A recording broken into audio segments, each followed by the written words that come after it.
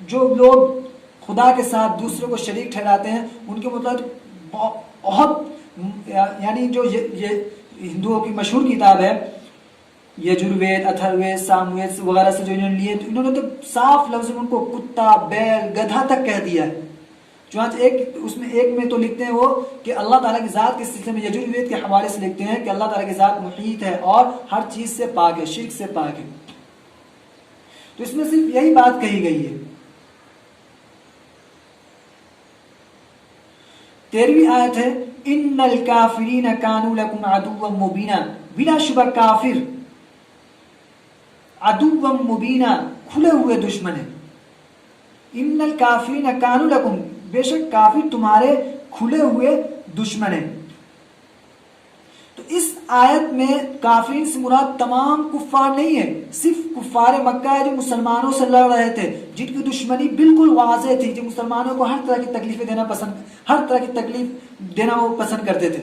یہ کافر مراد ہے، ورنہ ہر کافر مراد نہیں ہے. کیونکہ آپ صلی اللہ علیہ وسلم تو بہت سارے کفار سے، چنانچہ نجران کے عیسائیوں سے آپ کا معاہدہ تھا، خود مدینہ کے یہودیوں سے آپ کا معاہدہ تھا.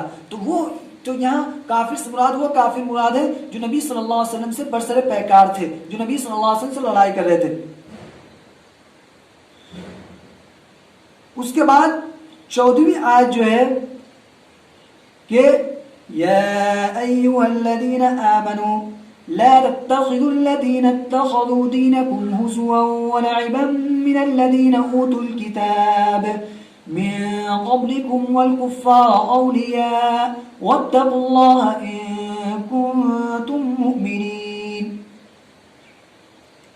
اور اسی طرح 15ویں آیت يا أيها الذين آمنوا لا تتخذوا اليهود والنصارى أولياء بعضهم أولياء بعض ومن يتولهم منكم فإنه منهم ان اللہ لا يهدي القوم الظالمین.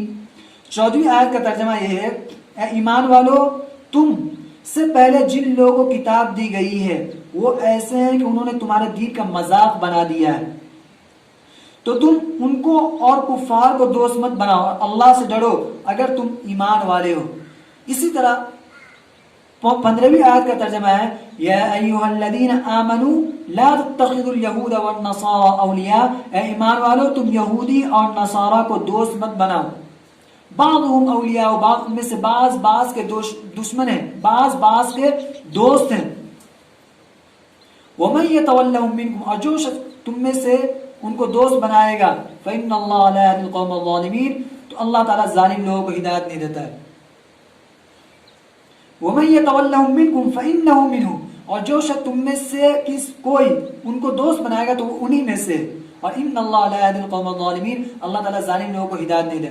دیکھیں ان دو آیتوں میں جو اللہ تبارک و تعالیٰ نے یہ بات بتائی ہے کہ اگرچہ عیسائیوں اور یہودیوں کے درمیان بہت زیادہ دشمنی ہے، بہت زیادہ نفرت ہے، اس کے باوجود یہ تمہارے خلاف سازش کرنے میں کسی بھی حد تک جا سکتے ہیں. چنانچہ یہودی حضرت عیسیٰ علیہ السلام کو ولد الزنا کہتے تھے، تہمت لگاتے تھے. حضرت مریم علیہ السلام کو پر زنا کا الزام لگاتے تھے. لیکن اس کے باوجود مسلمان سے دشمنی کی وجہ سے وہ آپس میں مل گئے. اسی لیے اللہ تبارک و تعالیٰ نے فرمایا کہ تم ان کی دوستی پر، یعنی یہ جو ہے یہودیوں کے معاہدے پر، ان کی دوستی پر بھروسہ مت کرو، یہ تمہارے دشمن ہیں دوستی. اور اس کے بعد جو اللہ 16ویں آیت ہے اس میں اللہ تبارک و تعالیٰ نے فرمایا یا ایھا الذین آمنوا لا تتخذوا آباءکم واخوانکم اولیاء ان استحبوا الکفر علی الایمان ومن يتولهم منكم فإنه منهم إن الله لا يهدي القوم الظالمين ومن يتولهم منكم فأولئك هم الظالمون. اے ایمان والو، تم اپنے باپ اور اپنے بھائیوں کو دوست مت بناؤ اگر وہ کفر کو ایمان پر ترجیح دیتے ہوں، اور جو شخص تم میں سے کوئی ان کو دوست بنائے گا تو یہ لوگ ظالم ہیں. یہاں پر اللہ تبارک و تعالی نے بیان فرمایا کہ اگر کوئی مسلمان کسی گھر میں مسلمان ہو جاتا ہے اور اس کے باپ اور اس کے بھائی مسلمان نہیں ہوتے ہیں تو ان کو دوست نہ بنائیں، یعنی وہ اپنے ایمانی رشتے کو زیادہ فوقیت دیں، اپنے ایمان اپنے رشتہ داری کی وجہ سے اپنے باپ اور دادا کے مسلمان نہ ہونے، یہ مسلمان ہو گیا لیکن ان کے باپ اور دادا مسلمان نہ ہوئے، اس وجہ سے کہیں وہ اپنے رشتہ داری کی وجہ سے ان کو کوئی دوستی کی بات یا کہ اسلام کے متعلق کوئی خفیہ پیغام نہ دینے لگے. یعنی دوست دیکھیے، دوست اصل میں دوستی چار طرح کے ہیں. ایک ہے مدارات، دوسرا مواسات، معاملات، معاشر. مدارات کا مطلب یہ ہوتا ہے کہ یہ کسی کے ساتھ دوستانہ برتاؤ، خوش خلقی، اچھے اخلاق، اس کی تو اسلام اجازت دیتا ہے بلکہ اس کی تعلیم دیتا ہے. دوسرا مواسات ہے کہ دوسرے کو مدد پہنچانا یا کہ غم گساری کرنا.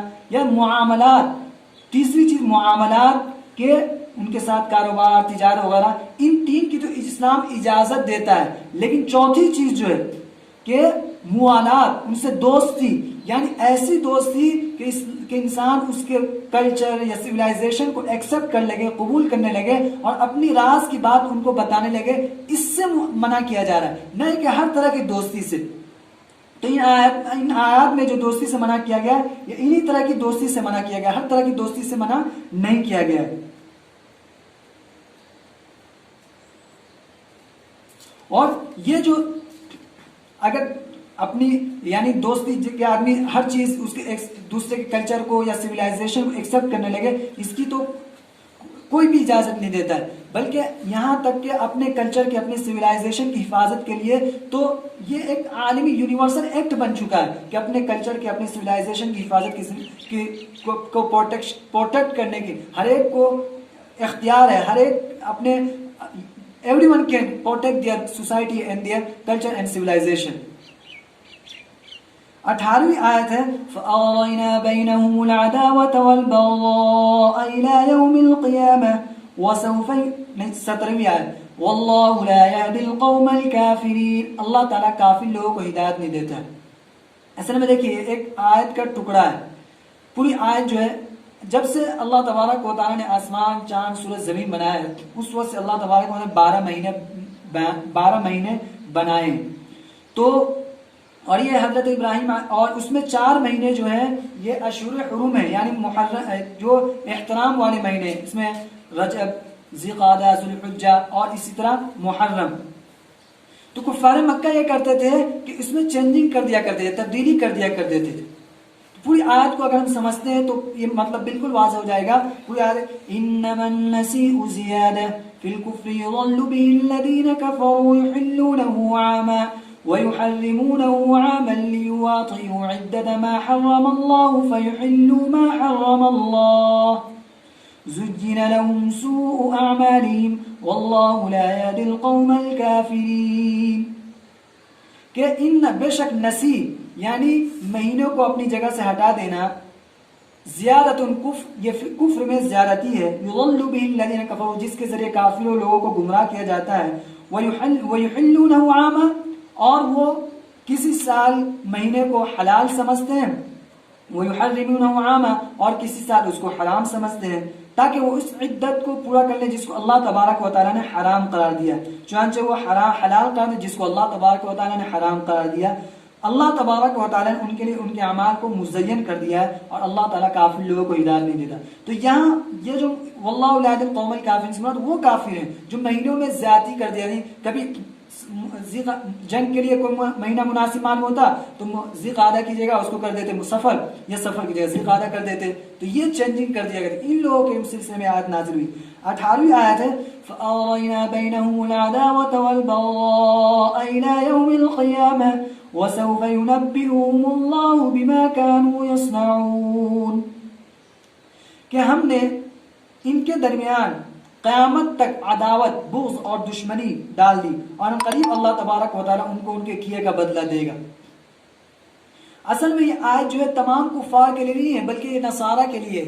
آگے جو اللہ تبارک و تعالیٰ آیت میں فرمائے وَمِنَ الَّذِينَ قَالُوا إِنَّا نَصَارَىٰ أَخَذْنَا مِيثَاقَهُمْ فَنَسُوا حَظًّا مِّمَّا ذُكِّرُوا بِهِ فَأَغْرَيْنَا بَيْنَهُمْ.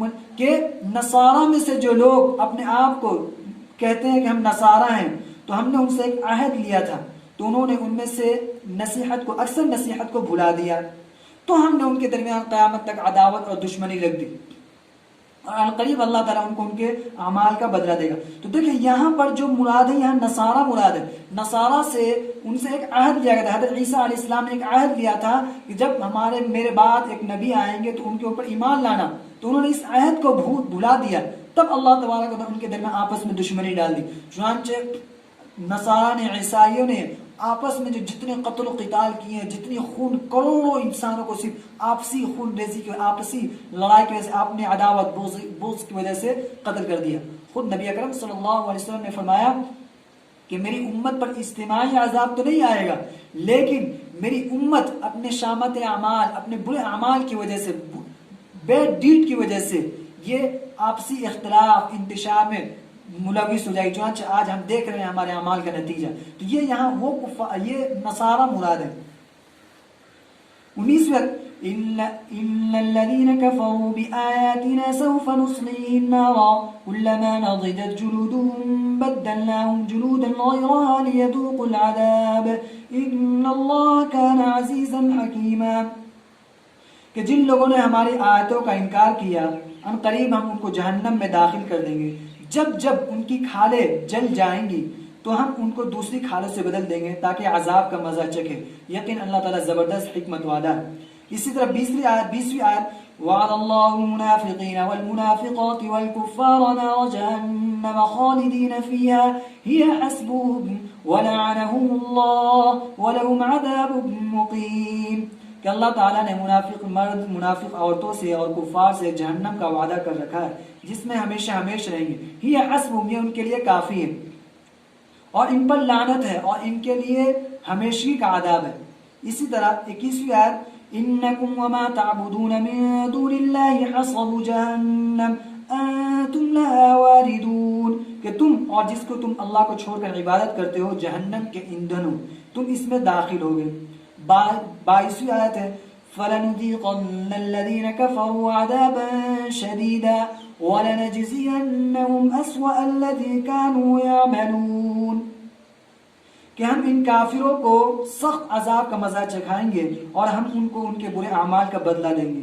23ویں آیت ذَلِكَ جَزَاءُ أَعْدَاءِ اللَّهِ النَّارُ لَهُمْ فِيهَا دَارُ الْخُلْدِ جَزَاءً بِمَا كَانُوا بِآيَاتِنَا يَجْحَدُونَ، کہ یہ اللہ کے دشمنوں کا بدلہ ہے جہنم، جس میں وہ کہ اس میں ان کے لیے ہمیشہ ہمیشہ کا گھر ہے، اور یہ بدلہ اس بات کا کہ ہماری آیتوں کا انکار کرتے تھے۔